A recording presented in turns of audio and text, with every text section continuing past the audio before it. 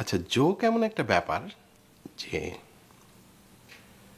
যোগ সবসময় যোগের মতো হইতে হবে, অর্থাৎ যোগ যেন বিয়োগাত্মক না হয়, বিয়োগ না হয় আর কি।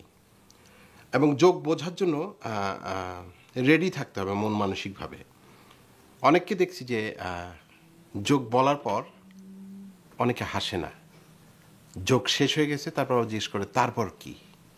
তো ওইটা যারা যোগ বলে তাদের জন্য খুব এম্বারাসিং, বিকজ ওরা মানে তারপর আর কি বলার আছে, যোগ পুরো বলার শেষ তারপর বুঝে নেই। এই পর্যায়ে হঠাৎ আমার একটা ঘটনা মনে পড়ে গেল। তখন আমি চাকরি করি পল্লী বিদ্যুতায়ন বোর্ডে বাংলাদেশে।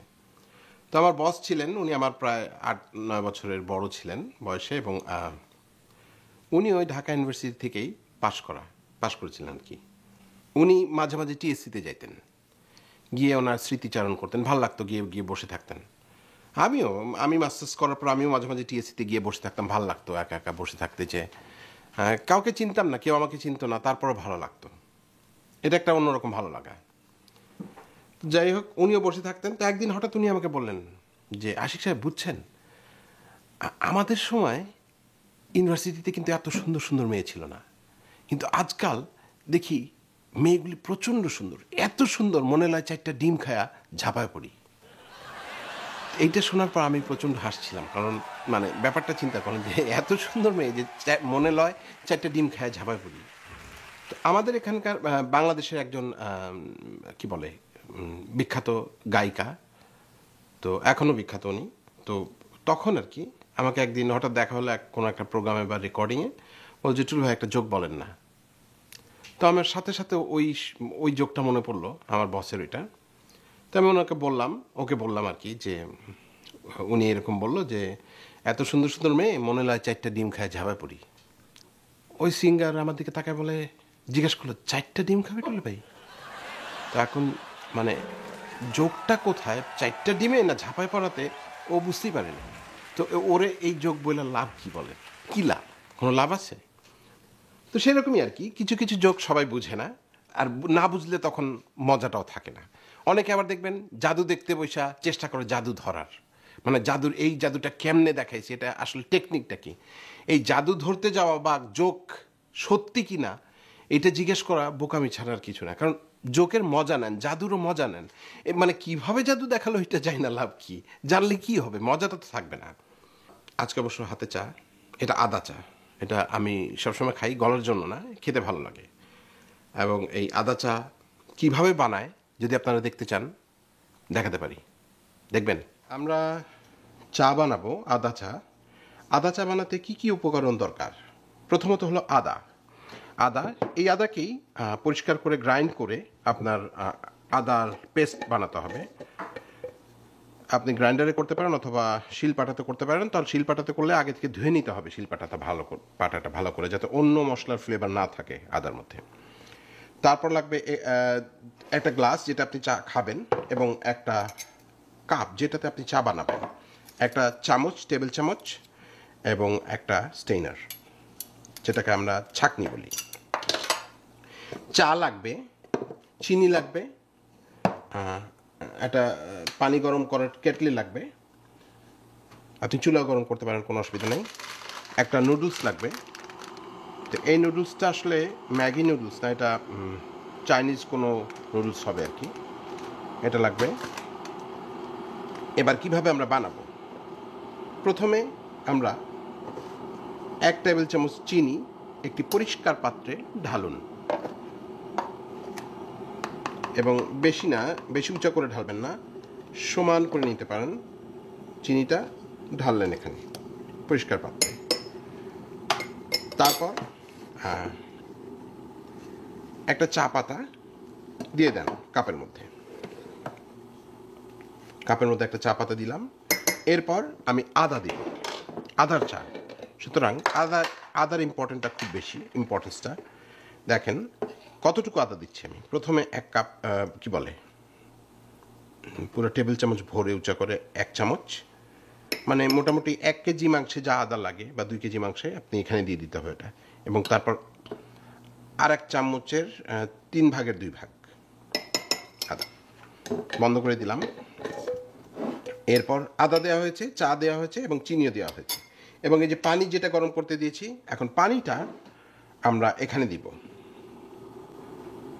তার আগে আপনি নুডলসটা নিয়ে একটু জাস্ট চায়ের উপর ঘুরিয়ে দেন, দিবেন না কিন্তু, জাস্ট উপর দিয়ে চায়ের উপর দিয়ে ঘোরাতে হবে। পানি গরম হয়ে গেছে, এবার আমরা পানিটা চায়ের মধ্যে দিলাম এবং চামচ দিয়ে নাড়তে থাকেন এবং চায়ের যে ইয়েটা প্যাকেটটা ওটাকে সাইডে দেয়ালে নিয়ে চাপ দেন, যাতে করে চায়ের ফ্লেভারটা বের হয়।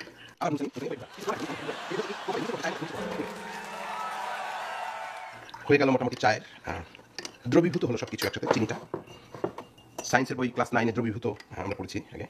প্রথমে চায়ের টি ব্যাগটাকে কাপের মধ্যে ফেলেন এবং এটাকে আরেকটু ভালো করে নেড়ে চাটা এই কাপে ঢেলে ফেলেন। ব্যাস, এবার এই যে যতটুকু চা আছে সেখানে চাপ দিন, চা সম্পূর্ণ এতে চলে গেল, পড়ে গেল। তৈরি হয়ে গেল আমাদের আদার চা। আদার চা শরীরের জন্য খুব ভালো। একসময় আমার একটু আয়রন কমে গিয়েছিল, যখন ডাক্তার আমাকে বলছিল যে একটা করে আয়রন ট্যাবলেট খাইতে। তো আমি একটা করে আয়রন ট্যাবলেট খাইতাম, কিন্তু পাশাপাশি আবার আদার চা খাওয়া শুরু করলাম এভাবে আদা দিয়ে। 1 বছর পরে ডাক্তার আবার চেক করে বললো আয়রন এখন বেশি হয়ে গেছে। অর্থাৎ আদার আয়রন এবং আমার খাওয়া আয়রন, দুইটা আয়রন নিলে এত আয়রন হচ্ছে এখন আয়রন শরীরে যা হচ্ছে বেঁচতে পারবো, এরকম অবস্থা। তো যাই হোক, পরে আমি আয়রন ট্যাবলেটটা বাদ দিয়ে দিলাম। আর আদা কিন্তু ব্লাড থিনার, তো এটা ব্লাড থিনারের কারণে এটা নাকি কোলেস্ট্রলের জন্য ভালো। আবার যারা গান তাদের বলার জন্য ভালো। তো আমি অবশ্য গানের জন্য খাই না, আমার ভালো লাগে এই জন্য খাই। তো সবাই আদা চা খান এবং সবাইকে খেতে সাহায্য করুন। ধন্যবাদ। আরেকটা ঘটনা মনে পড়ে গেল। যারা প্রবাসে থাকে তারা চেষ্টা করে আনন্দগুলিকে ক্রিয়েট করে নিতে, অর্থাৎ শনি রবিবার এই 2 দিন বন্ধ থাকে। এই 2 দিন মোটামুটি সব সময় দেখা যায় কোনো পার্টি বা কোনো আড্ডা বা কোনো দাওয়াত কিছু না কিছু লেগেই থাকে। অর্থাৎ আমরা তৈরি করিনি। বাংলাদেশে যেমন বাই ডিফল্ট সব রকম আনন্দ আছে, বাসা থেকে বেরোলেন আনন্দ শুরু হলো, বা কারো বাসায় গেলেন আনন্দ শুরু হলো, মানে আপনার শুরু করতে হবে না, কিন্তু আমাদের এখানে বানায় নিতে হয় আনন্দ। যাই হোক, আমরা এরকম মাঝে মাঝে একসাথে এক বন্ধুর বাসায় বসি আর কি, সবাই একসাথে। তো আমি একদিন এরকম আর এক বন্ধুর বাসায় গেছি আড্ডা মারতে। তো বন্ধুর বাসায় ও আছে, বন্ধুর ওয়াইফ আছে, আমি আছি, আমার ওয়াইফ আছে, এবং আমাদের আর এক বান্ধবী যে এখানেই থাকে ও আছে। ওর হাজব্যান্ড আবার বাংলাদেশে থাকে, 6 মাস অন্তর অন্তর আসে, এসে কিছুদিন থেকে আবার বাংলাদেশে চলে যায়, কারণ চাকরি সূত্রে ও কি বলে বাংলাদেশে থাকতে হয়, উনি ডাক্তার। আর আমার বান্ধবী তার ছেলে মেয়ে নিয়ে এখানে থাকে। যাই হোক, আমরা সবাই মিলে আড্ডা মারছি। আমার বন্ধু আর কি, ছেলে বন্ধুটা একটা জোক বললো, জোক ঠিক না, সত্যি ঘটনা। তো একদিন গুলিস্তান থেকে বাসে উঠছে। এখন বাসে ওঠার পর বসে আছে বাসে, হঠাৎ এক হকার উঠছে বাসে, উঠা বিক্রি করতেছে কি যেন একটা, আর বলতেছে বাঘের কাঁচা 20 টাকা, বাঘের কাঁচা 20 টাকা, বাঘের কাঁচা 20 টাকা। এখন আমার বন্ধুর কিউরিসিটি হয়েছে, তো ওরে ডাকছে, ওই শুনে যা। আসছে, কিরে বাঘের কাঁচা কি? তখন ওই লোক বলছে, হকার বলছে, স্যার জাঙ্গিয়া।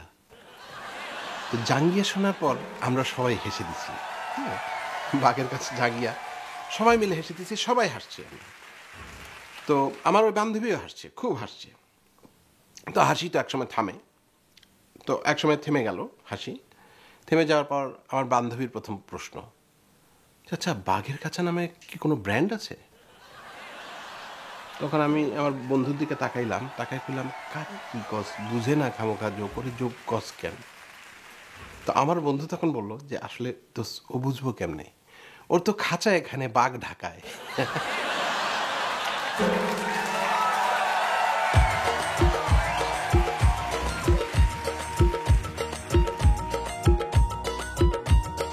বাঘের খাঁচা পাখির খাঁচা, বাঘের খাঁচা পাখির খাঁচা, খাঁচা অনেক রকম, খাঁচা ভেঙে উড়লে পাখির চরিত্রটাই খতম। বাঘের খাঁচা পাখির খাঁচা, বাঘের খাঁচা পাখির খাঁচা, খাঁচা অনেক রকম, খাঁচা ভেঙে উড়লে পাখির চরিত্রটাই খতম।